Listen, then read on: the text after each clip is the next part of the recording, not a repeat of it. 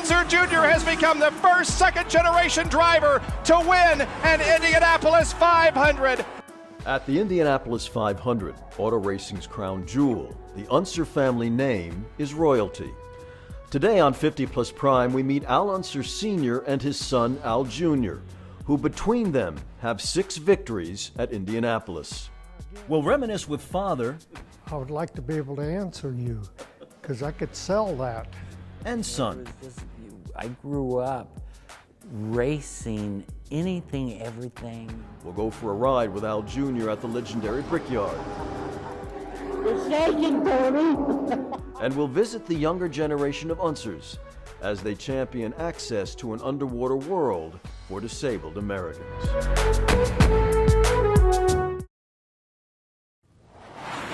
Thank you for joining us. I'm Tony Fama. All right, earlier this season, we met with auto racing's legendary Al Unser Sr. and his son, Al Unser Jr., who, along with Al Sr.'s brother Bobby, won the Indianapolis 500 a record 9 times.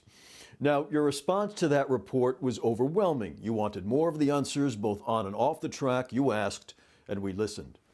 On 50 Plus Prime, we meet the men and women age 50 plus who've set the standard for excellence. Today, we meet with a father and son who've met and exceeded that standard. There you go. Thank you. Thank you. Sneak in one.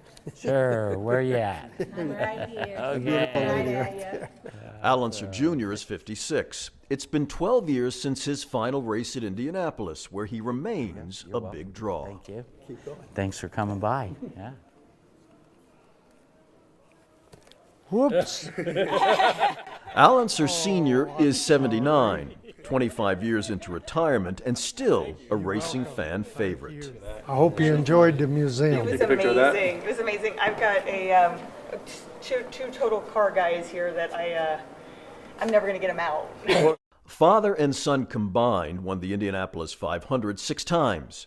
And when you add 3 victories for Bobby Unser, Al Sr.'s brother, that's an unprecedented 9 family victories at auto racing's most celebrated track. The story begins in 1909, when German immigrant Louis Unser moved his family to what would later become Colorado Springs, Colorado. Racing began at nearby Pikes Peak in 1916, and with it, the Unser racing legend was born. Louis and his wife Mary had 3 sons, Louis Jr., Joe, and Jerry. Each of the boys competed at Pikes Peak, with Louis Jr. winning the race 9 times. Although Jerry Unser moved his family to Albuquerque, New Mexico in 1936, his sons returned to Pikes Peak, competed, and won. His son Al's first victory came in 1964, when race cars weren't yet what they would later become. I used to go up the straightaways, and it was over, we run like 110, 115 mile an hour, and the car would start bouncing because it wouldn't have any grip. The next year, 1965, would be Al Unser's first at the Indianapolis 500. But when his car broke down during a qualifying run, he thought he was out of the race. But then in walked a man named A.J. Foyt, already a 2-time champ at Indianapolis. And Foyt walks in the garage and he says, how you doing, Al? I says, fine, sir. He says, I got a second car. He says, if you want to try to come over and qualify it, come over in my shop, in my garage, and let's talk. Unser qualified for the race in that car and finished in 9th place. I mean, Ford doing what he did and me finishing the race, that opened up my career. And the man was a miracle to me. In 1968, he won 5 races. In 1970, in car number 2, he was back at the Indianapolis 500. We just run good all day and ended up winning the race. A handsome man from Albuquerque, the blue number 2, and he got quite a hand up here. The crowd rose as one when he came by, and that's a great tribute to a great driver with a great car. And now here is Sid. Al Unser, the checkered flag, the winner of the 1970 Indianapolis 500-mile race. The following year, in 1971, he drove car number 1 at Indy in a battle with Peter Revson. He won again. I had to work hard to outrun him. I really did. It wasn't an easy day. And Unser kept on outrunning the field at Indy. Now, 6 years later, in 1978, even in a car he didn't like. I mean, I didn't think I could because I wasn't happy with the car. Happy or not, Unser won again, becoming the only driver to win 3 times at Indianapolis while leading for 100 laps or more in each race. What is it that he has that no one else does? If I could answer that, just think how much money I could make. I don't know. I still say that it's the team. If you don't have everybody working together, you can't make it happen. In 1987, Unser made it happen again at Indianapolis. At age 47 and driving this car owned by Roger Penske, he tied A.J. Foyt as the only other driver at that time with 4 Indy 500 victories. And history is matched as the twin checkered flags come out for our second 4-time winner of the Indianapolis 500, Al Unser. It's something that I still, when I go to the races, get goosebumps and my stomach gets to turning over. I still love it.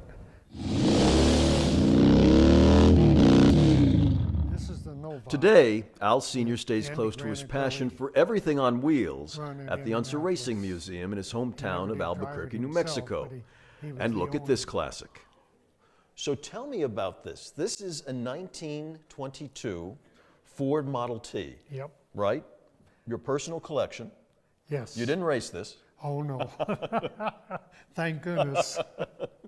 This great driver actually found a flaw in Henry Ford's design. Of a design flaw with this automobile. Well, yes. When you drive this car, the gas pedal's in the center, the brakes on the right-hand side completely, and the clutch is over to the left.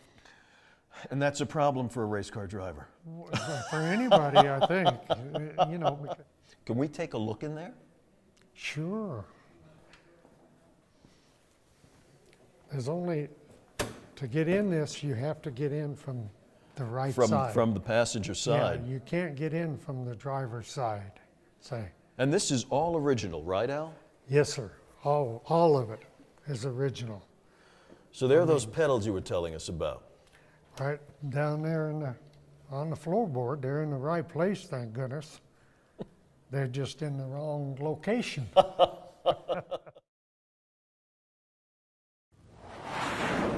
All right, when Al Unser Jr. was a little boy, his dad was already an American racing legend. Al Jr. had the very best racing coach right at home to help him carry on the family business. The coach had just one rule that little Al had to follow. 9-year-old Al Unser Jr. could race his go-kart on one condition. I had to bring home good grades in school in order to race it, and as long as I did that, then he would take me racing. At 16, Al Jr. began racing sprint cars on dirt ovals. After that, he graduated to a Super V, a mini Indy-type car. In 1983, Al Jr. debuted at the Indianapolis 500. His father, at that time already a 3-time Indy 500 champion, was also competing in that race. He was having a heck of a race with Tom Sneva, okay, who eventually won the race, but I got between them.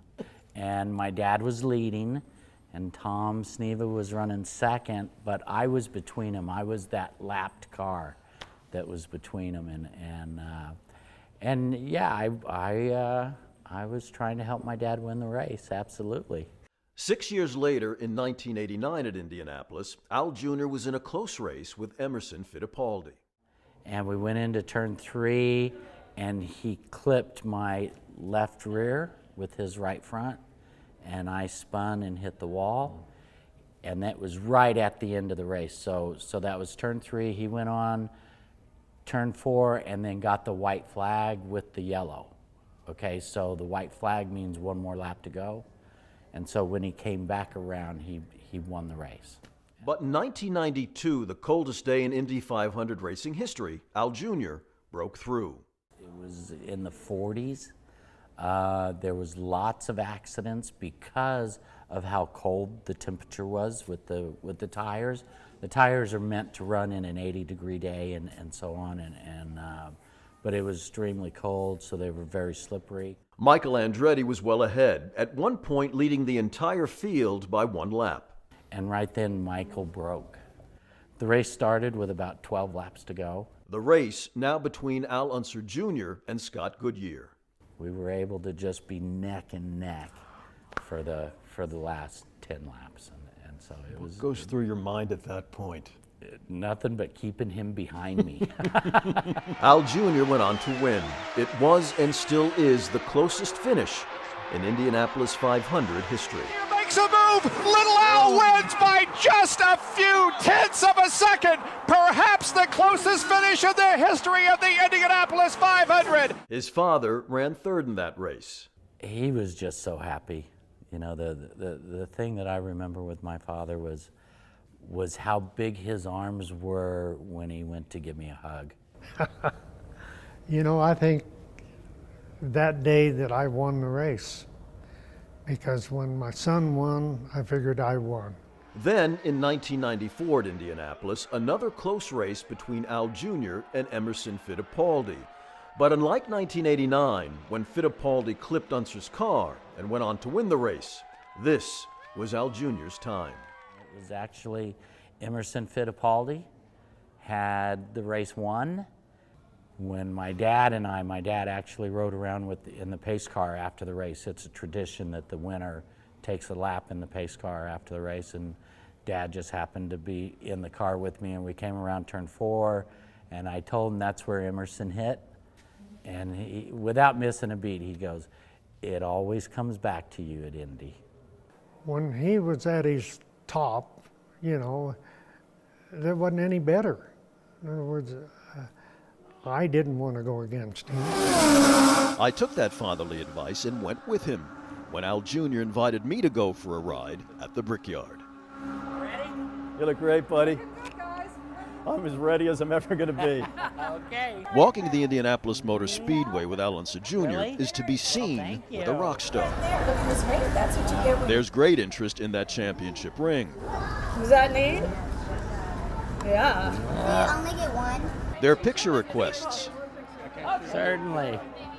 and curiosity. Yeah, we're gonna make a few laps. Yes, you're welcome. You're welcome.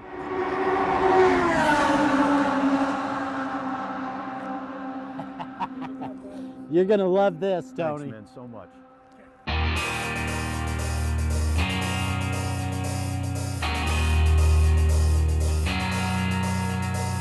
I'll step right up here. It's the fastest couple minutes of your life, Tony. Pardon me? It's the fastest couple minutes of your life, is what they're saying. Wow. Very cool. Just kind of scoot down just a little bit. Okay. Just stay relaxed down in there. Thank you guys very much. No problem.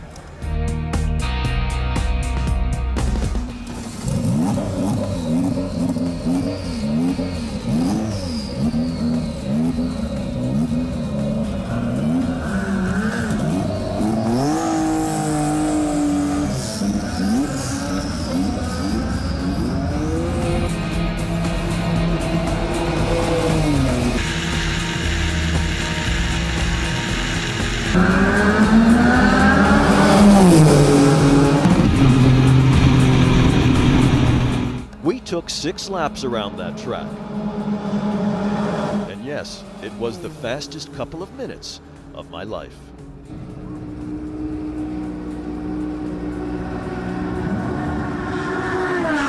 Thanks, guys. Thanks, man. I know. That was great. Yeah, one camera fell down. Sure.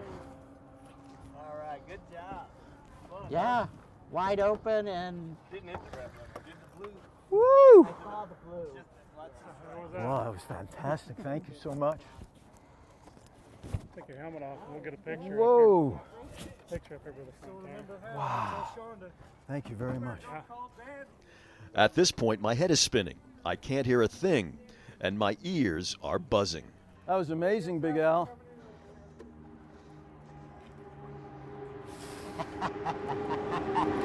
you're shaking, Tony.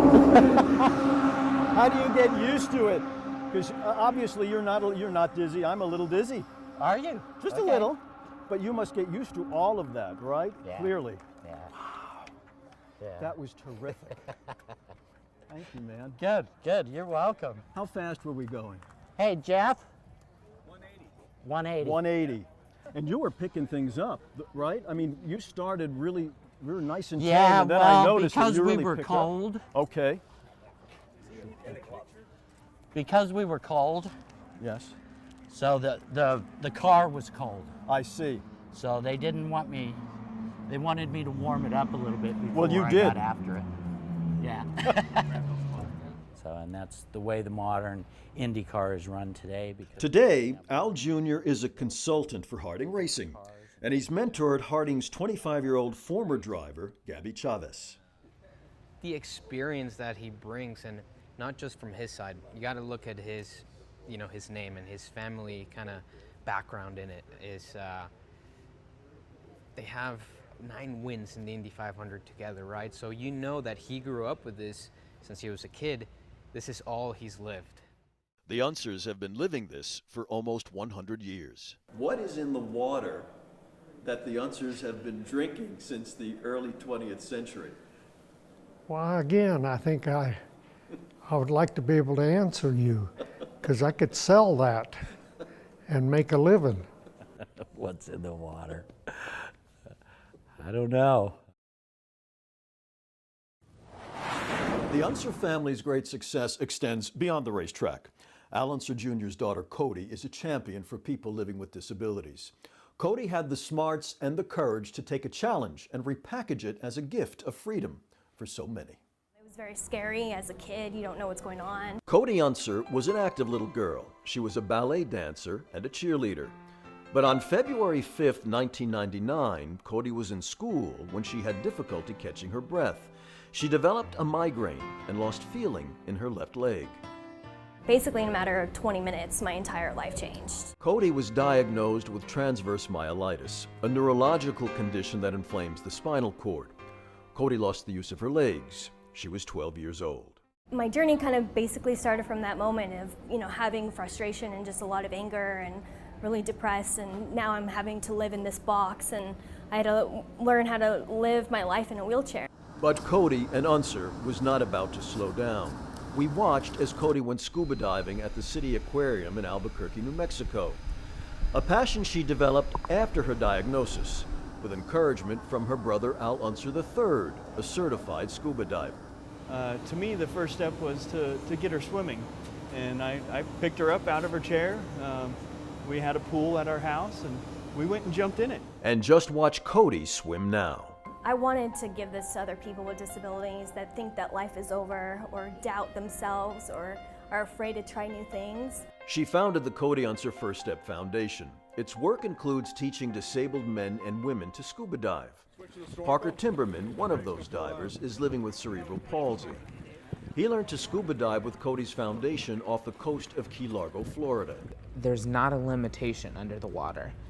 So I'm weightless when I go underwater. So the struggles that I have on land, I don't have underwater. So overall, it's just a very freeing experience. Parker's dad, T.G., who's also Parker's dive buddy, learned scuba with his son, thanks to Cody Unser. Last fall, he and I on our own went in Jamaica. Something I never thought he and I could experience something like that. I was very athletic as a kid. He's obviously not. It was pretty awesome. I mean, he's pretty awesome too. Brad Thompson is one of Cody's volunteer dive instructors.